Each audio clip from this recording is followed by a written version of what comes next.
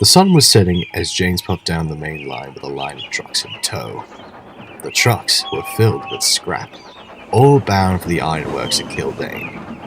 A recent cleanup at Knapford docks had turned up a lot of rusted track and machinery that hadn't been used for a long time. And James had been rusted to take it, being in the wrong place at the wrong time. He had been hoping to be asked to take a late-night passenger service or, at the very least, have a rest.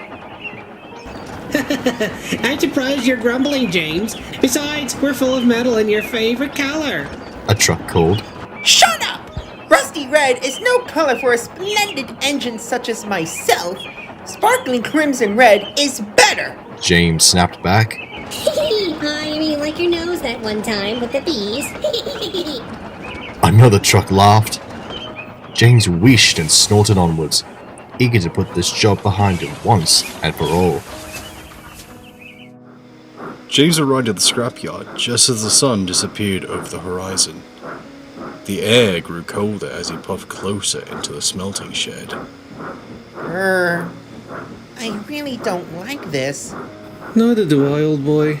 But a job is a job, said his driver. As James came to a stop near the main office, the foreman walked up. Thank you for bringing us in. Now, I hate to ask, but could you shunt your trucks into the siding over there? What, me? Why me? I'm not a shunter. James hissed.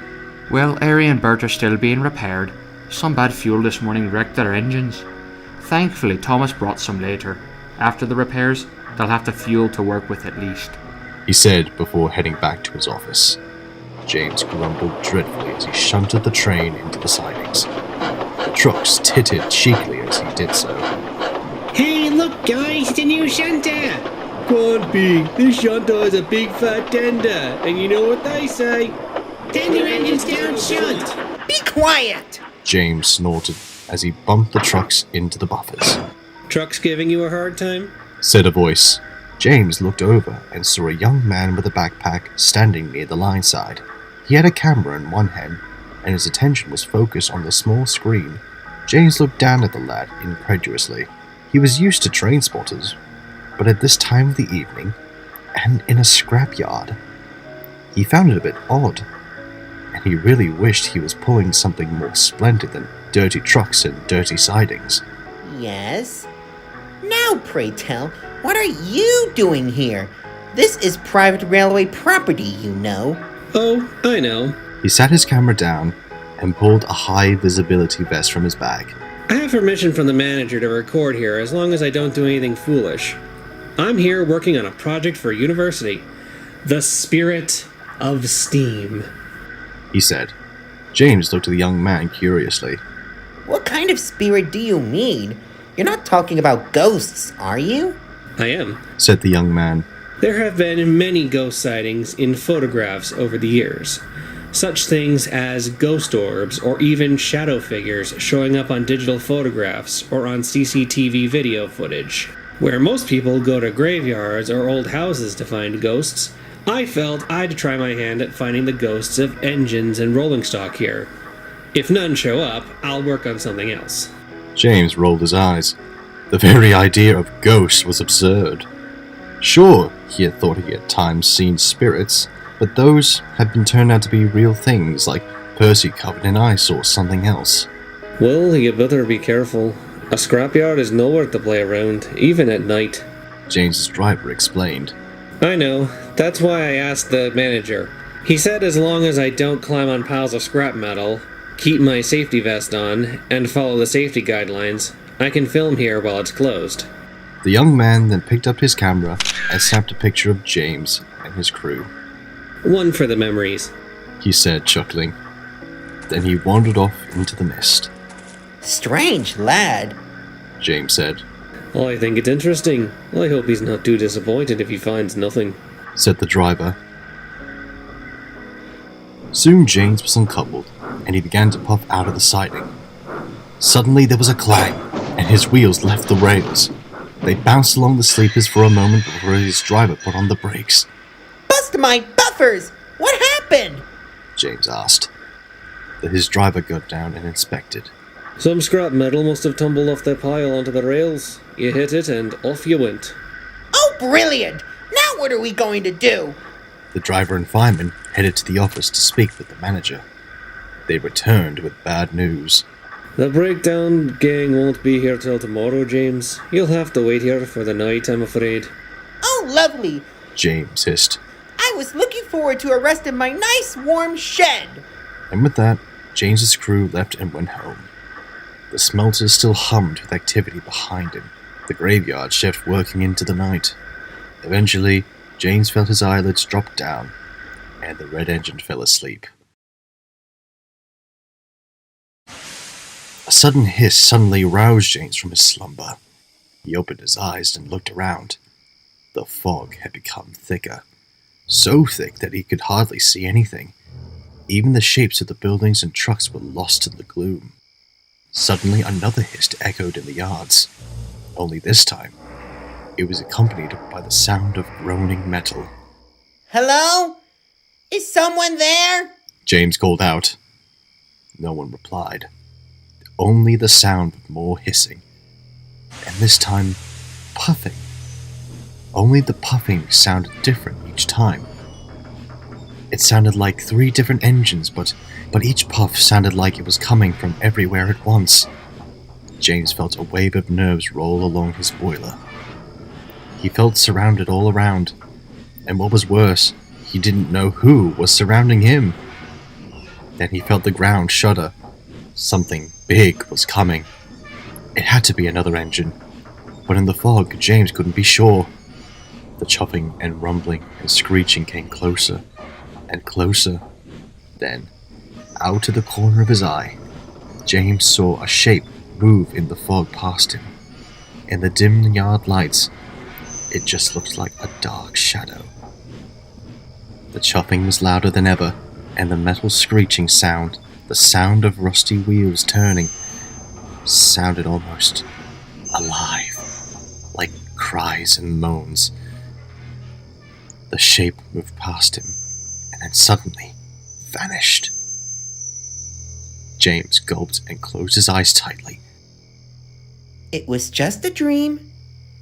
Just a dream. Just a dream. He comforted himself. Soon sleep closed in again, and James drifted off to a dreamless sleep.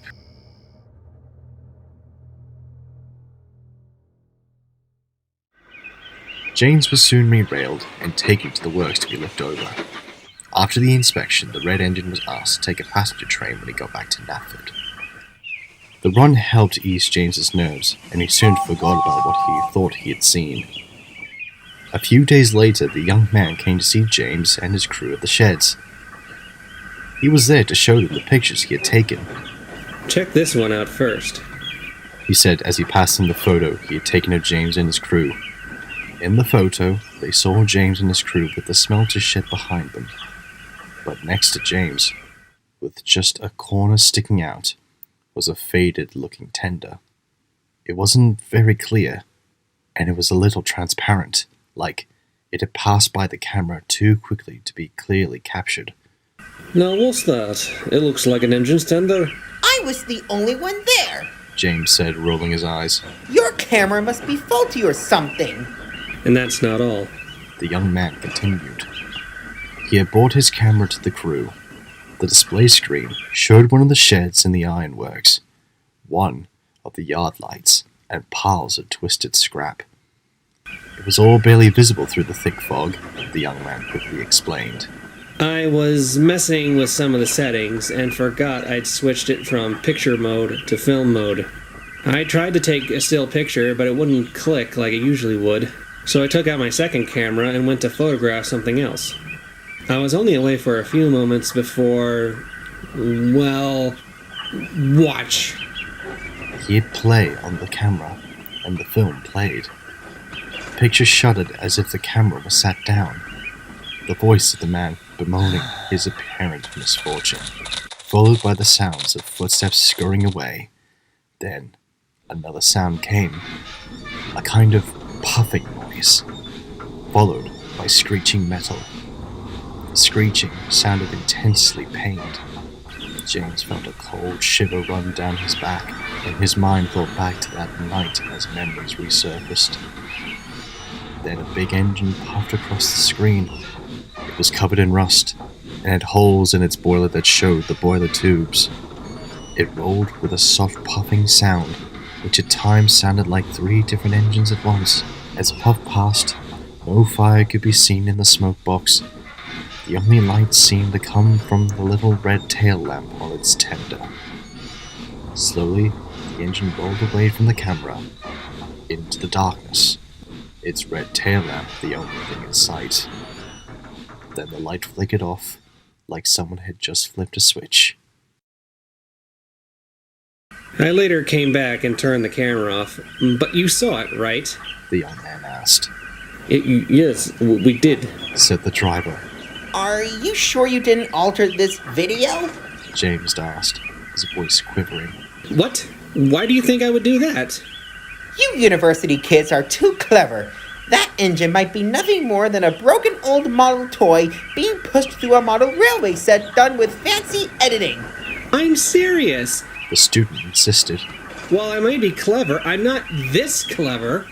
Besides, didn't you see the engine? It didn't look anything like in any train spotter's book. What do you mean? James asked. Does it look like Gordon, only with too many wheels? Came a voice. The group turned to see Edward, looking over towards them. The old engine had been quietly building up steam while they had been talking. Yes, it did. I had to play the video back on my TV to see it better, but I did see more than 3 driving wheels on this engine. The student said. Edward looked down at his buffers and sighed. Oh dear. Seems they are still around. He said. They? Who are they? James asked, curious what Edward meant. Well, they, for lack of a better word, are known as the Kildane experiment.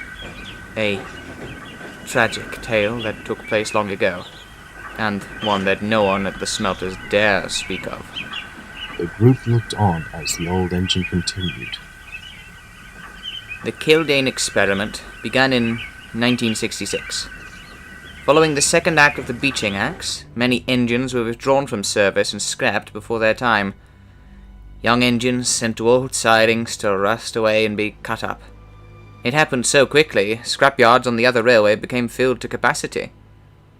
It was because of this that some trains of scrap came to Sodor for processing.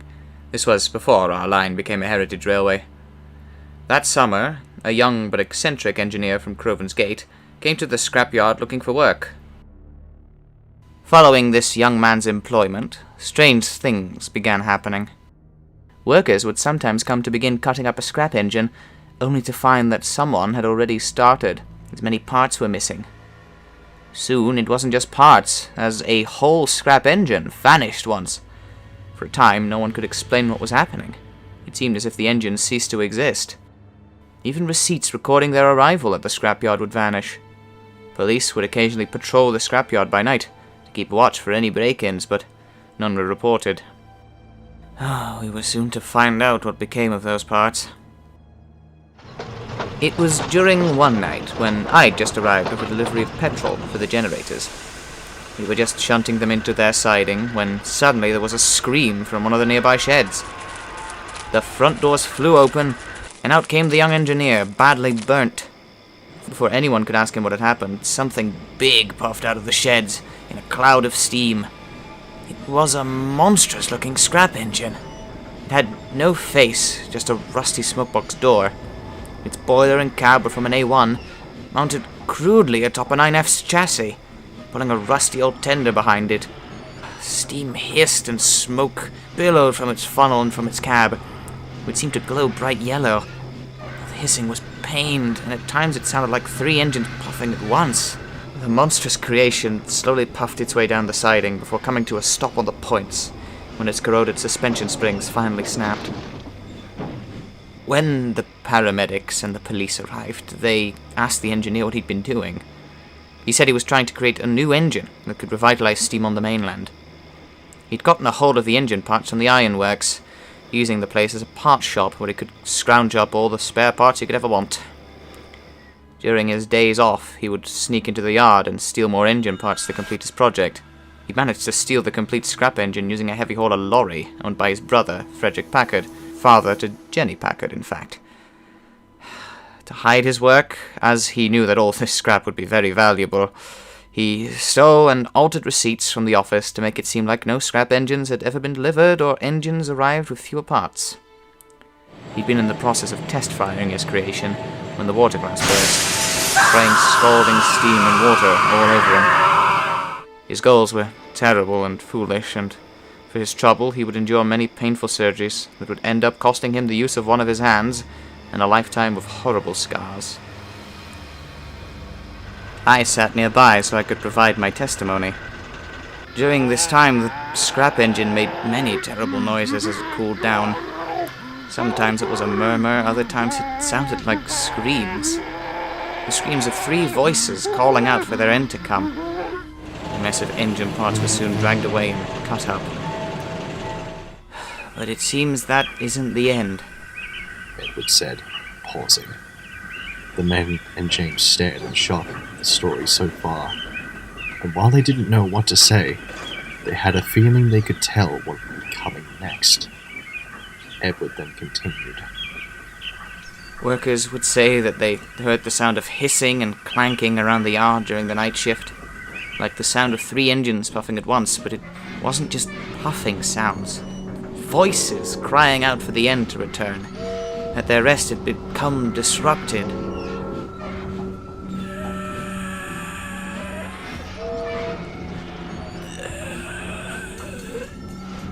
I am dead.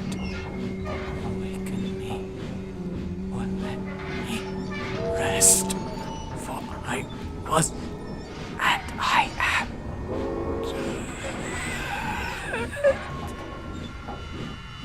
The voices would cry.